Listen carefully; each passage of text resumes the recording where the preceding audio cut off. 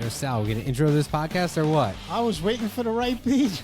All right. What's up, Rad Dads, and welcome back to another episode of the Rad Dads podcast, hosted by none other than the two raddest dads on the East Coast. I'm Sal.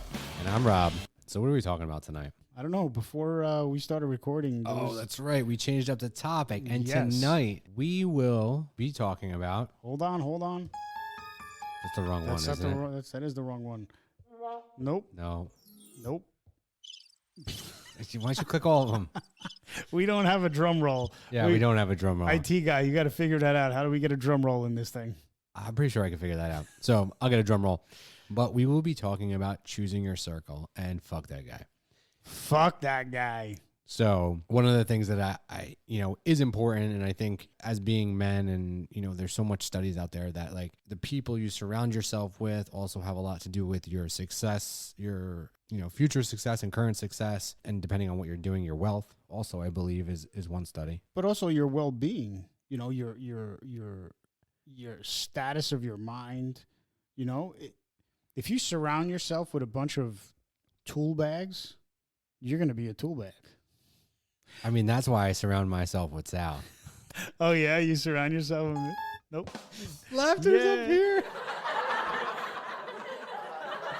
I just made myself crack up. Oh, that was horrible. That is not what it is. Rod's cracking himself up. He surrounds himself with me.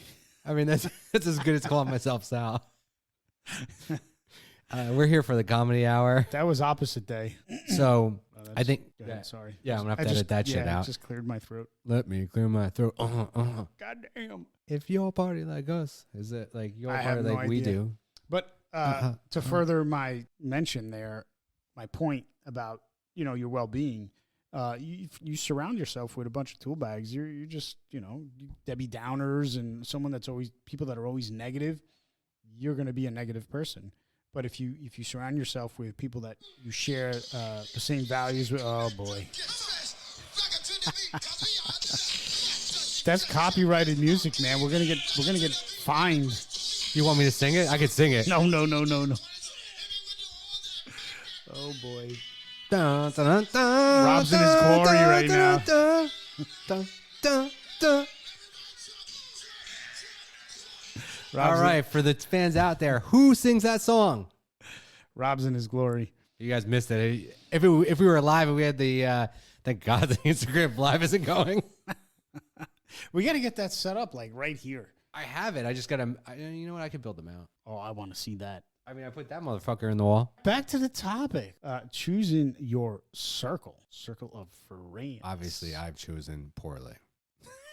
You have. You have.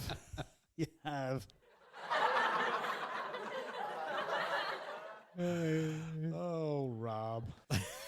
Got that rim shot in there. Yes. So, all right, sorry. All seriousness. It is very important to choose the right group of friends.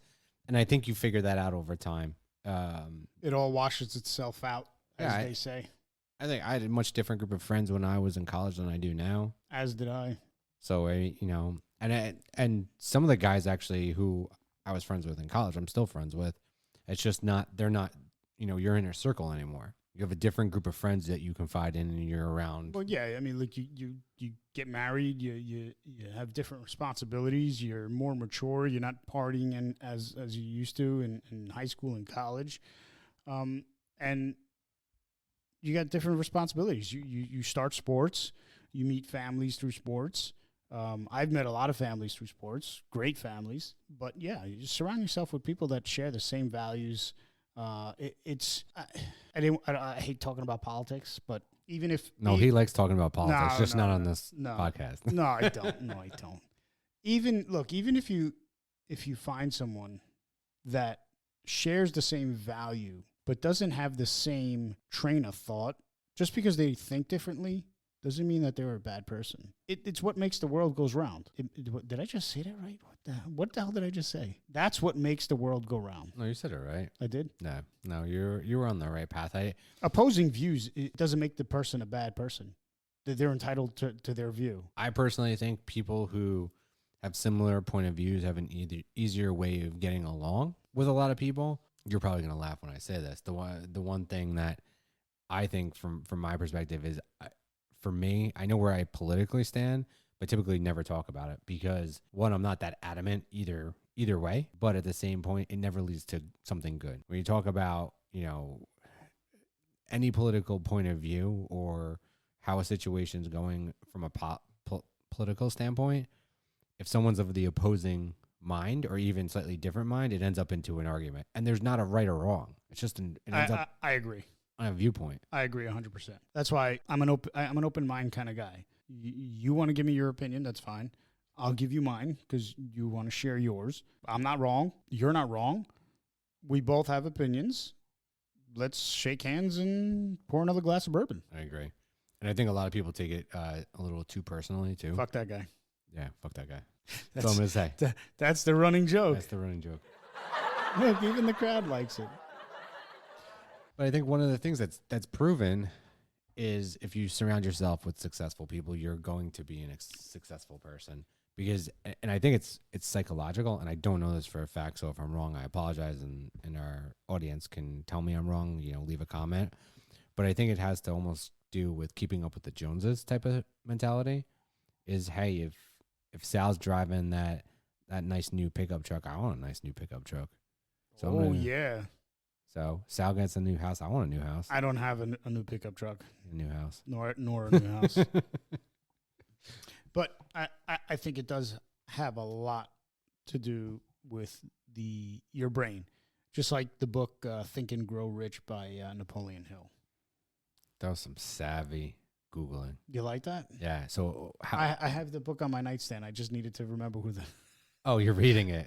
Yeah. So what are you quoting from it? Because I've read it too. But I'm not quoting anything from it. I'm just saying it's the mindset. Oh, okay. Gotcha. Think and Grow Rich. Yeah. And I mean, that comes with a bunch of the other, like Rich Dad, Poor Dad. Like they specifically talk about like going after certain things to understand how to achieve financial stability and financial freedom. So like we talk about all the time, like crypto or whatever we're dipping our toe in, that's, in Rich Dad, Poor Dad, he talks about, hey, even in your 9-to-5 profession, make sure to try different jobs so you understand. So if you're... Why is it 9-to-5 profession? Why isn't it like 7 to 3:30? Sure. Those people get screwed? Yeah. So I'm going to come to that at some point. But one of the things that I was saying is like just your day in, day out job, you should be changing between sales to marketing to IT to engineering to whatever, to merchandising. So you understand business in totality, not just your area. Don't stick to one area. Yeah. Become more of a jack of all trades and understanding it than becoming an expert in one. And he says that's how you become successful. Now, I'm sure there's plenty of people who say become an expert and then consult in that one area. It's the same thing, but I guess from his point of view, it's and even Buffett's is understanding business really leads to success. Right. Well, you got to understand finances. Rule of thumb is you can't spend more than you make. That's how you wind up in the red. And join us for our 6th episode of season 3, where we discuss that exact topic with our financial advisor. Yes. And who might that be? That is Rich Latito at Dynamic Wealth Consulting. Yes. We brought him in for another interview. Yeah, that's going to be a good one. I really think it's important. And I actually end up grilling him on real estate and alternative investments. Surrounding yourself with the right people, especially depending on what you're doing. If you want to become a writer, you have to surround yourself with other successful writers. If you want to become a successful podcaster, you surround yourself with Sal. Yeah, not Rob.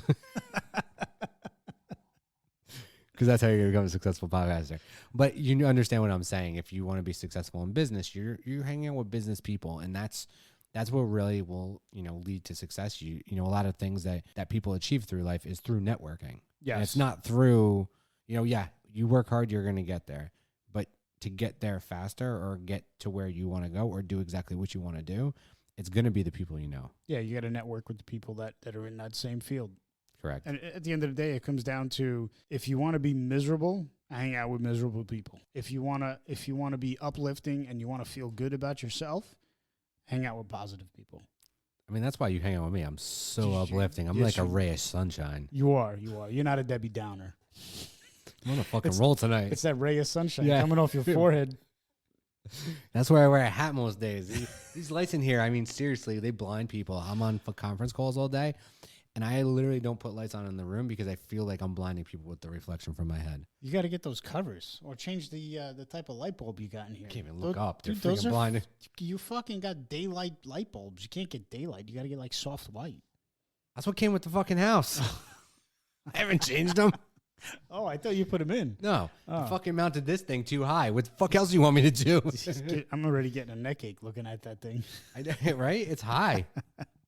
I want to. If I lower it 5 inches, you think it'll be all right, or do I have to lower it the full 10? That's what I'm worried about. You know, speaking of getting high, or speaking of high, did you see that article last week that if they traced what do they call it? What did the fuck they call it? So if you smoke weed, you have a better chance of not getting COVID. Did you read that article? Did I send that to you? I did send that to you. Yeah, no, you didn't. Hold on a second. Oh yeah, you did. So for all you potheads out there, keep smoking pot because you're not going to get the COVID. You're not going to get the Rona. It's because they said the person that wrote the article, he must be right because it's in the newspaper. That's my favorite. We quote one article. It's obviously right. I can't open it. It's not opening. Oh, that's not. That's not the article.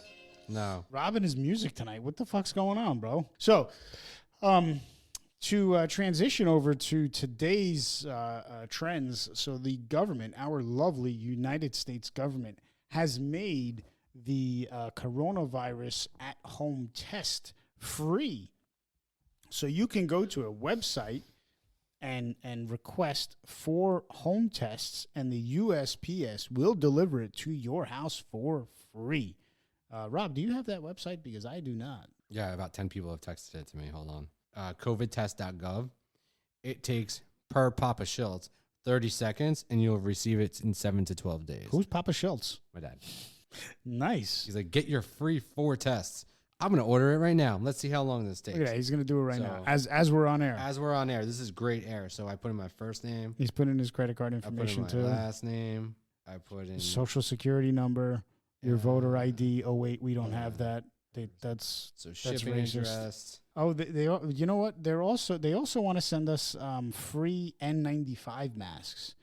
I don't know how that's going to work. What do you think, Rob? Should they send us one free N95 mask? Yeah, I'll just keep wearing the same one. That sounds like how fucking gross is that going to be? I mean, do you guys? I mean, I've seen your wife around town with a mask on, so I assume you guys wear masks, right? When you're out. Sometimes. I saw someone that had a mask on the other day. I swear to God, I thought it was a piece of gauze. That's how fucking transparent this fucking mask was. I thought it was a piece of gauze. That's funny. It's actually, I typically wear a mask. I go into Home Depot on Sunday, and I run into somebody from Waldwick. Literally walked right into him. Neither of us are wearing masks. I was like, oh, that's good.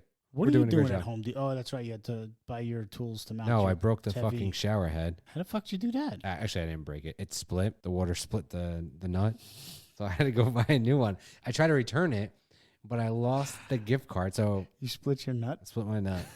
It literally shot. It was crazy. Here's the best part.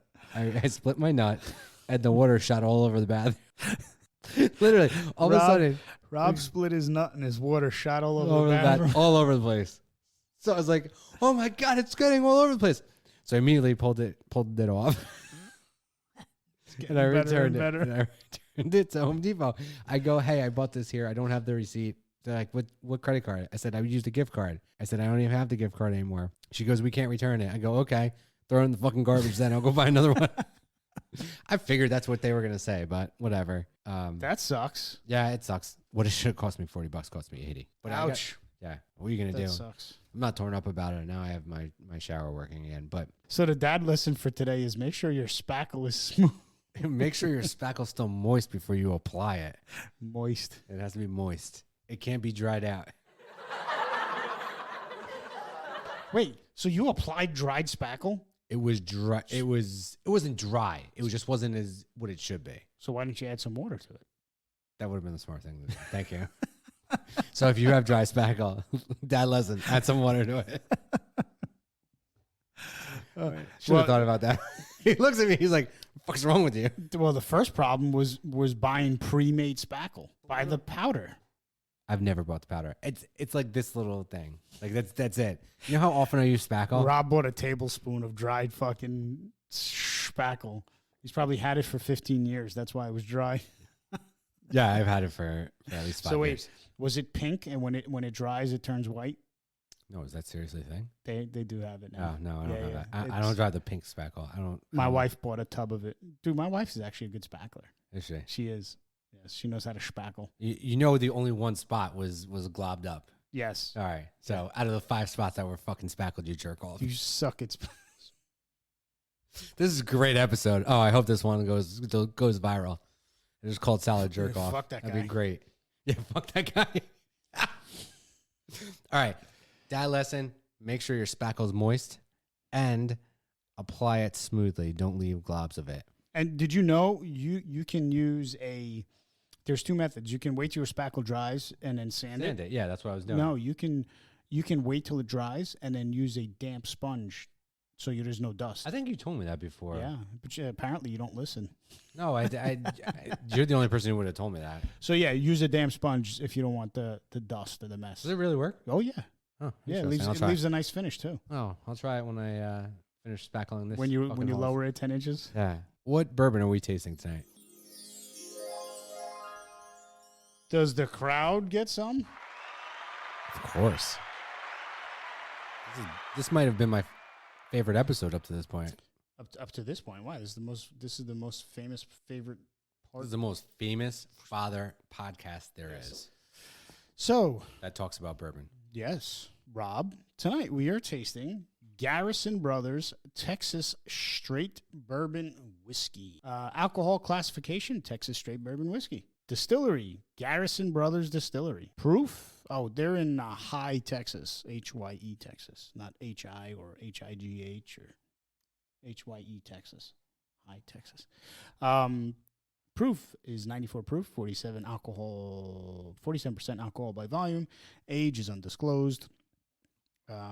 Filtration undisclosed. It is a small batch. Mash bill: it is a 3-grain mash bill. Corn, soft red winter rye, and 2-row barley. Did you just read what's on the back of the bottle? No, there's nothing on the back of the bottle. Look at the top. It says engraved. Good bourbon can change the world. That is true. Good bourbon and good podcasting. Yes. Cooked, distilled, barreled, and bottled by Garrison Brothers. Awards: they won the double gold in 2020 at the San Francisco World Spirits Competition. Color is amber. Price point $89 to $99. So yeah, pretty decent bottle. You know, I do have one. I bought it 2 years ago. And you haven't opened it? No. Oh, that's good. I don't even know where it is, but I know I have it. It's good. Somewhere. I don't know if it's small batch or single barrel, one or the other. But I bought it it was like $40. Really? Yeah. Yeah. So there's 2 different ones, right? There's a small batch, and then there's one's cheaper. The single barrel is more expensive. Yeah, small batch maybe $40, $50. No, this is $90. I looked it up today. Yeah. 90 doll hairs. Little history: Garrison Brothers Distillery is a small farm and ranch located in the beautiful Texas Hill Country that authentically produces straight bourbon whiskey. Garrison Brothers introduced the first bourbon whiskey legally made in Texas in 2010 and has since developed a rabid fan base.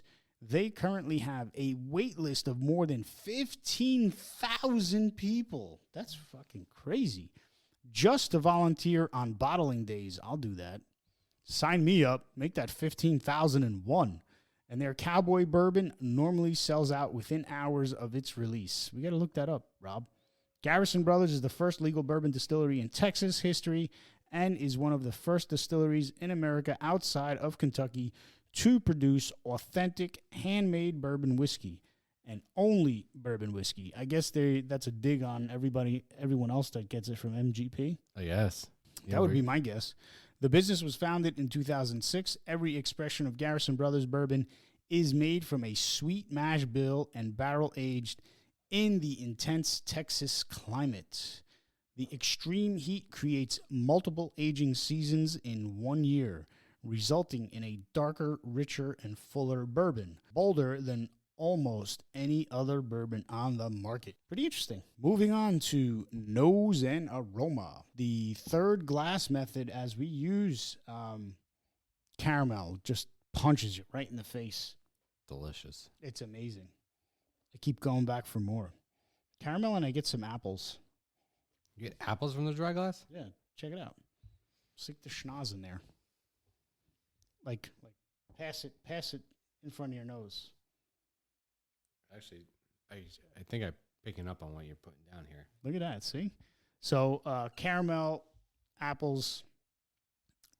We always taste our bourbon neat. No ice balls in this bourbon unless somebody places the bourbon in front of the heater. That shit has happened. Tasting notes, caramel, cinnamon. Oh, I get a little whiff of maple syrup in the wet glass. Sorry about that. I went back to the nose and aroma. I was too focused on the dry glass. I get a whiff of maple syrup. So maple syrup, caramel, apples, taste. Let's go back to taste. We always taste the bourbon neat. Caramel, apples, a little bit of cinnamon. Finish. It is a slight burn on the finish. Nothing crazy. But it is a very enjoyable bourbon. Overall, I'm going to say not complex, and it's an easy sipper for me. You finally gave an easy sipper this year. That's your first one.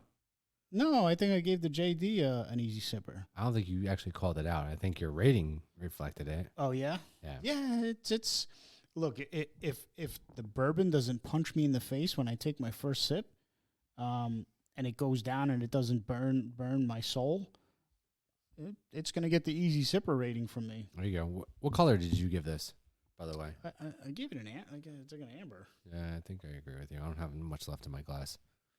That means you need a refill. Yeah. So, I like it, man. It's a delicious bourbon. Small batch. What are you going with here? I'm going to go 7.5. Yeah, man. I mean, if I go as far as price point, that hurts. Well, I mean, I bought my bottle 2 years ago. If it was at the 2 years ago price point, I'm going to say yes. But today's, and what I looked up online, no bueno. No, so I was looking up on their site exactly what the price points were after you said that. And small batch is 90. It's the cheapest one. The rest are more. So single barrel is 110 and twice barreled bourbon is 180. So that's fucking crazy. It is crazy, but I heard about this bourbon. In its price point, you have to rate it against Blood Oath. So there was an error in my description of the bottle. Not the bottle.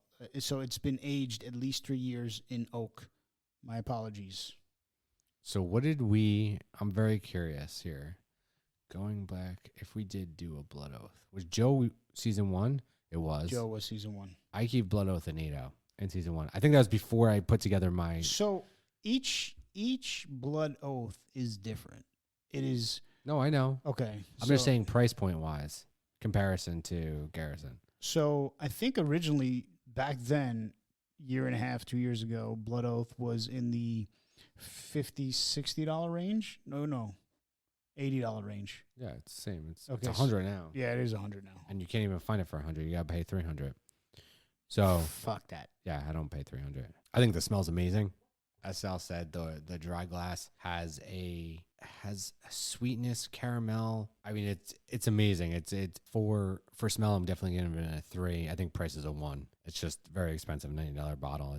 It should knock my socks off. It's good. Don't get me wrong. It's definitely very good. But I always feel like the right price point, and one of our friends says this all the time, or one of Sal's really good friends says it all the time, is bourbon at like the $40, $50 price range is the perfect price point. When you go north of 50 and even like you're closer to 100, it's a lot to pay up for a bottle that's 750 milliliters. No, I agree. And when you get to a bottle at that price point, it better be a wow factor. It better not be. Yeah, and I think this definitely has a wow factor. It just, to me, it's $100 for a bottle of bourbon. It's a lot. So I agree. So I'm gonna give it a 1 in price, 3 in aroma, and honestly in taste, I'm gonna go. Taste is probably like a 1.5. So I'm gonna give it a 5.5. That's Rob's rating. That concludes our episode for the evening. Stay tuned next week for another episode of the Rad Dads podcast, and we will be interviewing a special guest. Stay tuned and